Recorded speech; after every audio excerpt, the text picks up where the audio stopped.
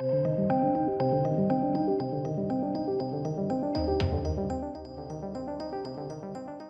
ladies and gentlemen, the Netflix is a Joke Festival was an apt name because Dave Chappelle has been snubbed in favour of Amy Schumer. Yeah, you know that amazing comedian that's, like, you know, really funny? So side-splittingly funny. Yeah. Yeah, ladies and gents. Dave Chappelle has been mired, I guess, by Netflix. Shocking. Genuinely shocking. So let's take a look at this. Dave Chappelle's Hollywood Bowl set won't air on Netflix. Now, that's also all of the stuff from the Netflix is a Joke Festival where he was also assaulted. But that's not the reason why. This was actually announced prior to the assault. And the people, I guess, standing in his stead, I bet you can't wait to see him. We'll go through that in a moment. If you enjoy videos like this, as well as all my other content, please do hit subscribe. Give the video a like. Follow me over on Twitter now, because I know, ladies and gents, Twitter was a cesspit for a while. It's kind of getting better. So follow me at Misstage Reviews.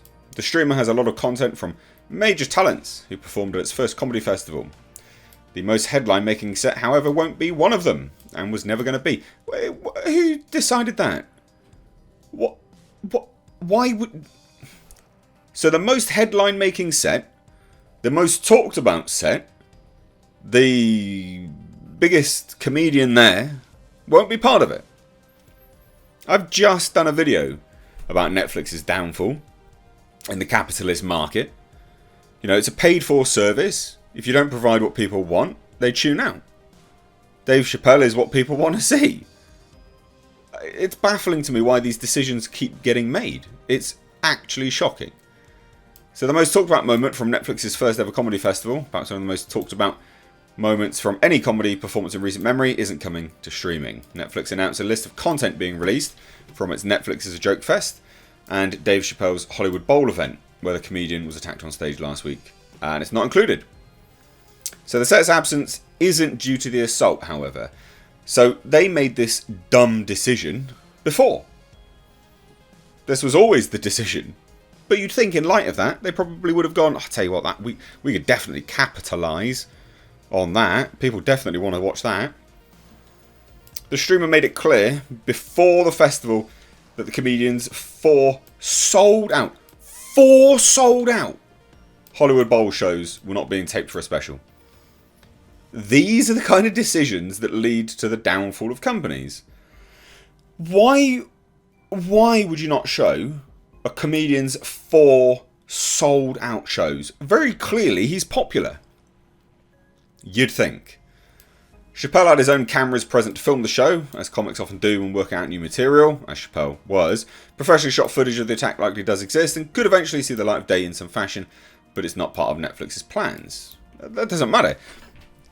They weren't aware that the attack was going to take place anyway. So them announcing this previous to it even happening just goes to show how stupid they are, because they would know that this would likely be sold out. I don't understand where these decisions come from. It's so moronic. So instead, I bet you can't wait, ladies and gents. Here are some of the specials Netflix culled from its 336 comic performances, 288 shows across 35 venues in LA over the last couple of weeks, along with the planned premiere dates for each of the service. Right, let's take a look. So, The Hall, honouring the greats of stand-up. An evening to celebrate some of the greatest stand-ups of all time who are no longer with us. John Mulaney honours Robin Williams, Dave Chappelle honours Richard Pryor, Chelsea Handler honours Joan Rivers, and Jon Stewart honours George Carlin. Okay, I can accept that. It's not bad. Bill Burr presents Friends Who Kill, a showcase featuring stand-ups curated by Bill Burr. So it's not even Bill Burr. People would want to see Bill Burr, I'm sure. So it's not even him. So it's not that great, is it? Let's be honest about that. That's not that great. That's My Time with David Letterman. Each of the 6 episodes spotlights one comedian, including a 5-minute stand-up set and conversation with Letterman. I'm sure some people would be interested in that. Not personally my cup of tea. I'm sure some people would be interested in that. Stand Out. An LGBTQ plus celebration. The largest ever gathering of LGBTQ plus comics.